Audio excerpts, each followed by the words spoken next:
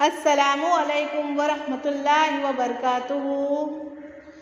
जनाब बाबू भाई सोपारी वाला गर्ल्स प्राइमरी स्कूल,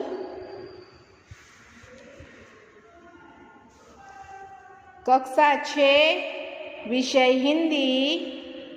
बच्चों, आपको पता चल गया होगा हमारी परीक्षा आने वाली है, तो आज से हम पुनरावर्तन करेंगे।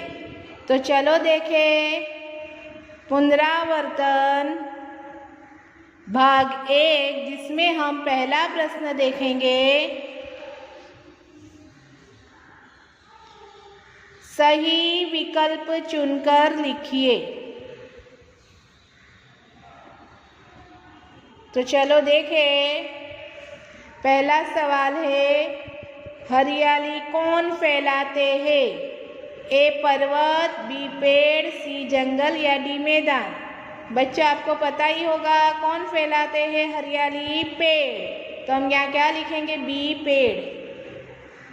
बराबर। आगे देखिए नंबर 2, भूतल के रखवाले कौन हैं? वन, सागर, मनुष्य या पर्वत। भूतल के रखवाले कौन हैं? पर्वत। तो हम क्या लिखेंगे? डी। यहाँ पर क्या आएगा? डी। चलो आगे देखिए, नदियों का उद्गम कहाँ से होता है? जंगल से, पर्वत से, मरुस्थल से या सागर से। तो कहाँ से होता है? पर्वत से। नदियों का उद्गम पर्वत से होता है, तो क्या आएगा? बी। हम यहाँ लिखेंगे बी, पर्वत से। आगे देखें नंबर 4, तरबूज प्याज बुझाकर क्या पूछता है? पता, नाम, हाल या सवाल। तो तरबूज प्याज बुझाकर क्या पूछता है? हाल पूछता है। तो हमें क्या लिखना है यहाँ पर? सी। तरबूज प्याज बुझाकर हाल पूछता है, तो यहाँ पर सी आएगा। चलो आगे देखिए हम, प्रत्येक हाथ के कितने सेवक है? 3, 4, 5 या फिर 2। कितने सेवक है? प्रत्येक हाथ के 5 सेवक है, मतलब सी। तो हमें यहाँ सी लिखना है। आगे देखिए, कौन कभी पतला और कभी मोटा हो जाता है? कौन? चांद। तो हमें यहाँ लिखना है डी। तालाब, सागर, पेड़ और चांद, 4 विकल्प में से हमें सही विकल्प कौन सा लगा? चांद।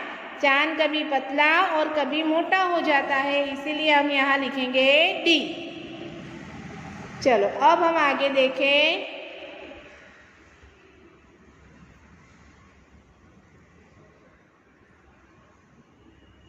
राजा भोज किस पर सवार होकर राज्य का भ्रमण कर रहे थे? ए ऊंट पर, बी बैलगाड़ी पर, सी रथ पर या डी हाथी पर। किस पर? रथ पर। राजा भोज रथ पर सवार होकर भ्रमण कर रहे थे, तो मतलब यहाँ हमें सी लिखना है। आगे देखें, खेत किससे जोता जाता है? कुदाली से, हल से, कुल्हाड़ी से या फिर फावड़े से। तो किससे जोता जाता है? हल से, मतलब बी आएगा। तो हम यहाँ लिखेंगे बी, हल से। आगे, अपने काम के प्रति किसान की कैसी भावना थी? अपने काम के प्रति किसान की धुन, लगन, घृणा या उपेक्षा, किसी भावना थी? लगन की भावना थी, मतलब बी आएगा। तो हम यहाँ बी लिखेंगे। आगे देखें नंबर 4 है हमारा, खेत में मोती की फसल देखकर किसान को खाली जगह हुआ। आश्चर्य हुआ, दुख हुआ, दर्द हुआ या सुख हुआ। तो क्या मोती उगे थे, तो किसान को क्या हुआ? आश्चर्य हुआ, मतलब ए आएगा। तो हम यहाँ क्या लिखेंगे? ए, आश्चर्य। अब हम आगे नया प्रश्न देखेंगे, दूसरा, रिक्त स्थानों की पूर्ति कीजिए।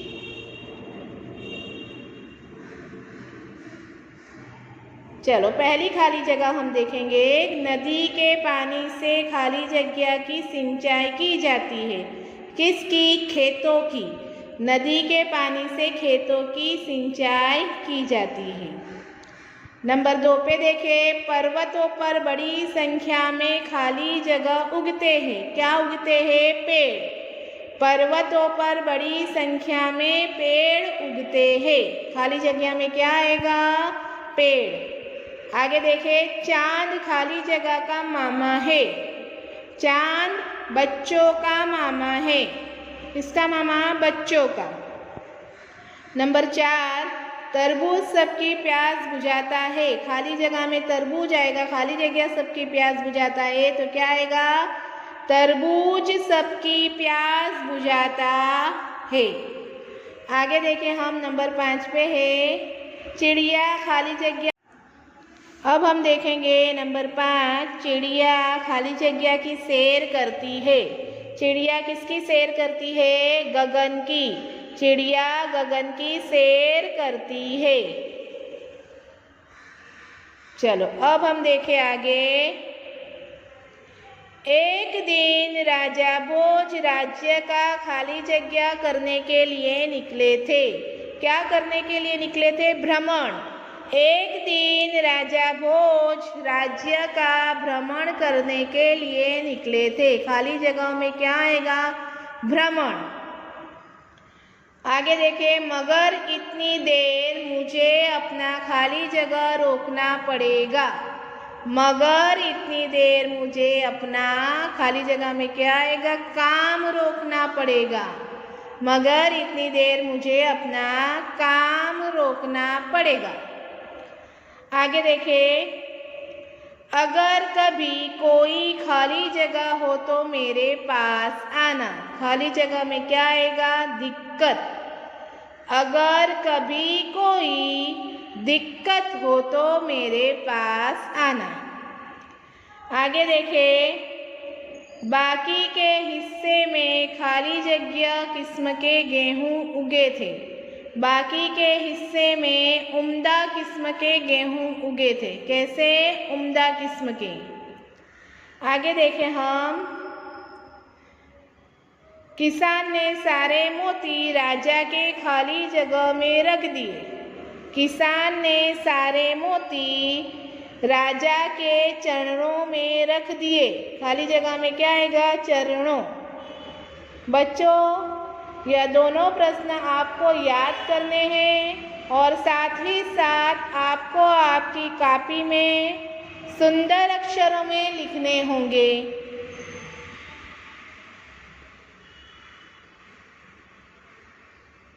Thank you.